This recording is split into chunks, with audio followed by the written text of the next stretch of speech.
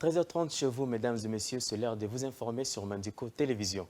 L'élection des sénateurs est fixée en date du 26 mai 2024 dans les provinces de Maïndombe et celle du Nord Kivu et celle de gouverneurs dans la province de Maïndombe est fixée au 1er juin 2024. C'est ce qu'a annoncé les communiqués de la Commission électorale nationale indépendante publiés le mardi 2 avril 2024 dans la soirée. Regardez. Suite à la décision de la Cour constitutionnelle de prolonger les mandats des députés élus dans les circonscriptions électorales de Kwamouth dans la province de Maïndombe, de Rutshuru et Massissi dans la province du Nord Kivu, le bureau de réception et de traitement des candidatures, BRTC, seront ouverts du 6 au 20 avril pour les dites élections. Le 2 mai 2024, les listes provisoires des candidats au poste de gouverneur et vice-gouverneur pour la province de Maïndombe seront publiées du 3 au 11 mai. Une période de contentieux de candidature sera ouverte dans la même province. Et enfin, le 19 mai 2024, les listes définitives des candidats sénateurs dans les deux provinces, ainsi que celles du gouverneur et de son vice dans la province de Maïndombe seront publiées. La CENI a également précisé que l'élection du gouverneur et du vice-gouverneur de la province du Nord Kivu, sous le régime de l'état de siège, sera organisée dès que les conditions sécuritaires le permettront. En ce qui concerne la reprise des élections législatives et provinciales dans les circonscriptions électorales de Massi-Manimba dans la province de Kwilu et Yakoma dans la province du Nord-Ubangi, un calendrier réaménagé sera rendu public ultérieurement. La centrale électorale prévient que l'exécution de ce chronogramme est tributaire de la disponibilité des moyens financiers pour son déroulement. Poursuivons après publication par la Cour constitutionnelle des résultats définitifs des élections législatives de décembre 2023, la notion d'horaire matériel est de plus en plus évoquée. Les arrêts de la Cour constitutionnelle étant irrévocables, les candidats qui n'ont pas été déclarés élus par la Haute Cour estiment avoir été victimes d'erreurs matérielles de haute juridiction. Comment comprendre l'erreur matérielle? Suivez. Plusieurs candidats aux élections législatives de décembre 2023 ont brandi l'argument d'erreur matérielle pour expliquer leur échec à ce scrutin. En confirmant leurs concurrents à leur place, la Cour aurait, selon eux, commis des erreurs matérielles. Juvenal Placide Umbaye, avocat, il explique ce qu'il faut comprendre par erreur matérielle.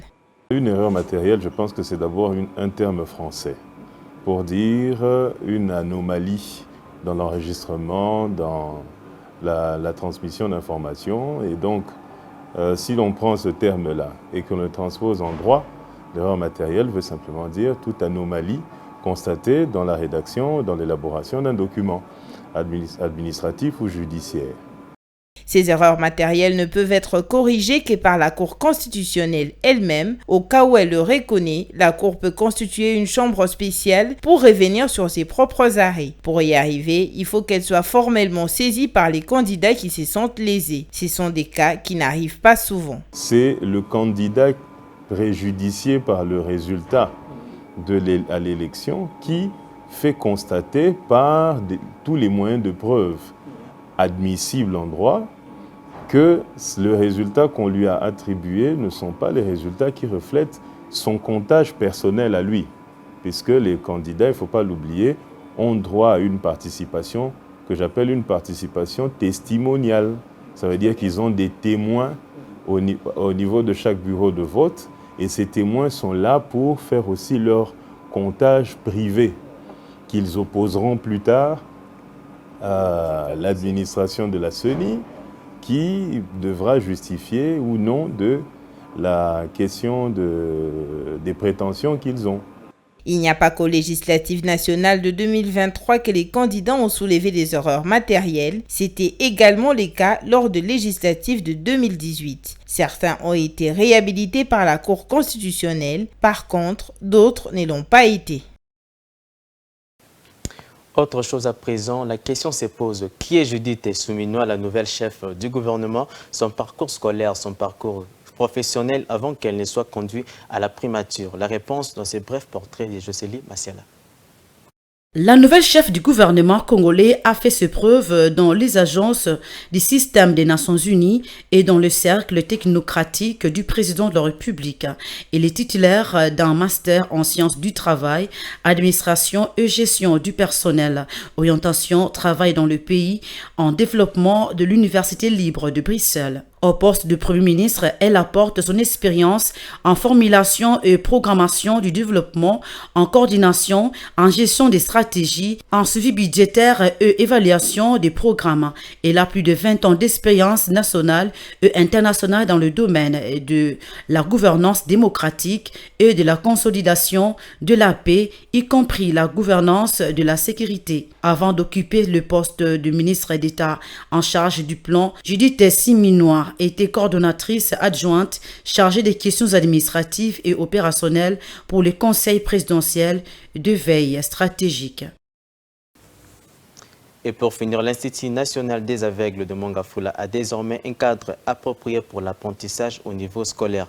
La Fondation Vision a réhabilité une dizaine de salles du bâtiment scolaire après près de 40 ans d'inaccessibilité et de défection. Ces bâtiments répondent maintenant aux normes. Bijou Lumuna nous en dit plus. La République démocratique du Congo compte près de 600 000 aveugles selon l'Organisation mondiale de la santé. Ces malvoyants ont besoin d'une éducation spécialisée pour une bonne intégration dans la société. C'est ainsi qu'à Mongafula, dans la partie ouest de Kinshasa, l'Institut national des aveugles fait peau neuve.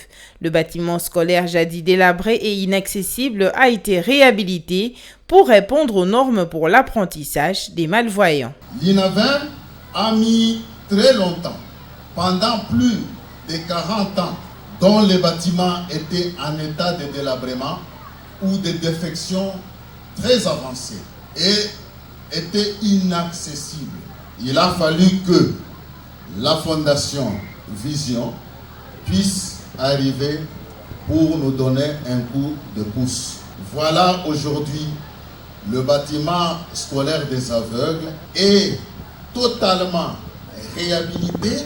La Fondation Vision, qui a financé ces travaux de rénovation de ce bâtiment scolaire, a voulu mettre les élèves de cet institut spécialisé dans les conditions requises d'apprentissage. Elle n'est pas son premier projet avec cet institut, il réalise déjà d'autres projets avec l'INAV. Nous avons déjà mangé le poisson de l'INAVEM, nous avons déjà mangé les légumes de l'INAVEM. Et ça, nous, on ne s'arrête pas pour l'INAVEM à ce niveau-là, parce que notre but, c'est pouvoir créer une chaîne de froid où nous allons produire assez de poissons à l'INAVEM et qui sera commercialisé sur le marché.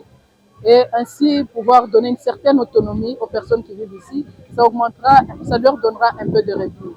Et le produit sera intitulé « Produit par les aveugles de l'Institut des aveugles de Mongafula ». Créé en 1982 par Maman Mobutu pour les aveugles de l'Afrique centrale, l'Institut national des aveugles, dont l'un des objectifs est l'enseignement inclusif, a longtemps été délaissé. Un abandon en dépit de la promotion par l'UNESCO. Conséquence, les besoins sont devenus de plus en plus nombreux. Le directeur de cabinet du chef de l'État a apprécié le bâtiment réhabilité et promet d'en parler à qui de droit pour répondre aux besoins de cet institut qui forme et réhabilite aussi des enfants malvoyants. Au nom du chef de l'État, découvrir cette œuvre qui a été très bien faite ici. Et j'ai promis bien sûr que nous allons les accompagner parce qu'il y a ce que nous voyons. Il y a ce que nous ne voyons pas qui est derrière. Ces bâtiments scolaires rénovés va permettre à l'Institut national des aveugles de Mongafula de mettre en œuvre la gratuité de l'enseignement tel que voulu par le gouvernement congolais. C'est la fin de cette 13h30. Merci de nous avoir suivi. Bonne suite de programmes sur Mandiko Télévision. Merci.